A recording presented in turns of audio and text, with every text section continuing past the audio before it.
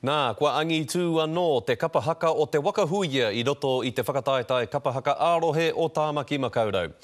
Toko whā ngā kapa ka haere i Tāmaki ki te matatini ka tū ki Rotorua a te rātau, me te aha he kapa hou tētahi ko te toka tū manawa.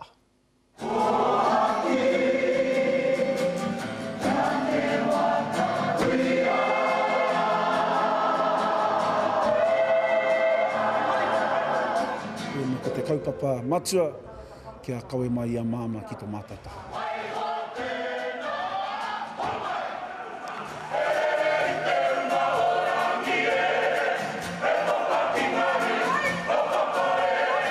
E mana ko etihi ka whakaihu waka ke a ngā tumanako, yoi i riro kē rātou i te tūranga tuarua.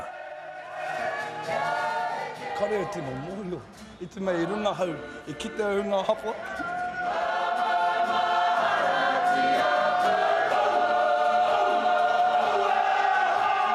He whakamaharatanga anō tā te manuhuia, kia pīmia wehi.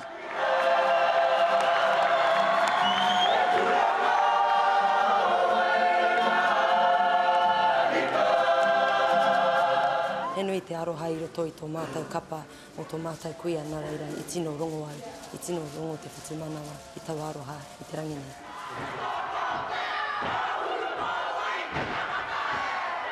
Ko ngā tauhau i uru ko te toka tū manawa no te tonga o Tāmaki.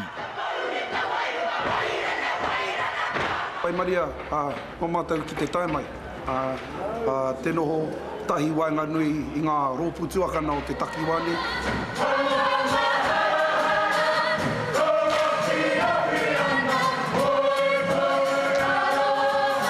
Oho rere ana etihi i te korenga o te rōpu manutaki.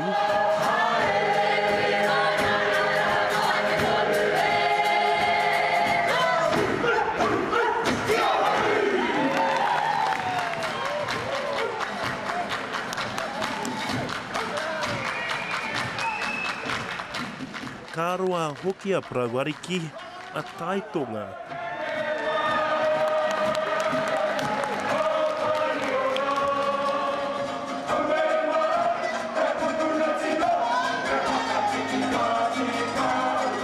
Ko te taha tū anō titihi ngana, yoi kaore i uru.